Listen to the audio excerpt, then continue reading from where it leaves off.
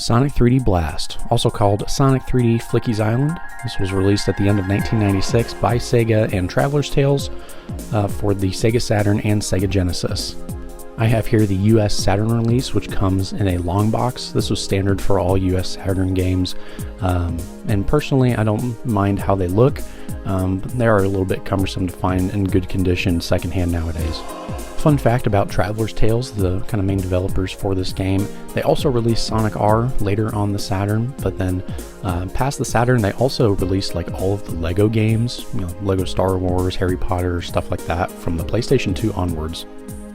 Now, taking a peek inside the manual, we start off with your usual warnings, as well as some instructions on how to put the disc in your Saturn, just in case you forgot how the game console that you bought works, if it's been collecting dust and you just can't remember how to work the darn thing. We also get the main introduction of the story, that Dr. Robotnik has started kidnapping the Flickies, these little birds who apparently hold the secret to the Chaos Emeralds, so he started putting them in robots, and Sonic has to come to the rescue on Flicky Island. At this point, it's a pretty standard plot for a Sonic game. Up next, Eggman here lets you know that you could use a standard controller or the 3D Saturn pad.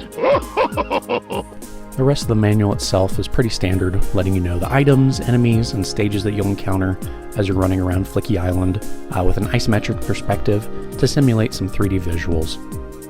Like I said earlier, this game was released on both Sega Genesis and Sega Saturn almost simultaneously, so the gameplay itself is largely the same, with the only major differences being the CD soundtrack for the game on Saturn, as well as the bonus stage on Saturn being in full 3D, whereas the Genesis being done with a semi-sprite scaling effect. Now, the one thing I do have missing from this manual is the registration card, something you can mail into Sega so they can learn more about your gaming habits, even enter some sweepstakes or giveaways, stuff like that. On the back of the manual, we have some other games that Sega was promoting at the time. Nights into Dreams is pretty recognizable. Bug 2, not exactly a cash cow for Sega. Overall, not a bad game and one of the only Sonic games on the console. Have you played?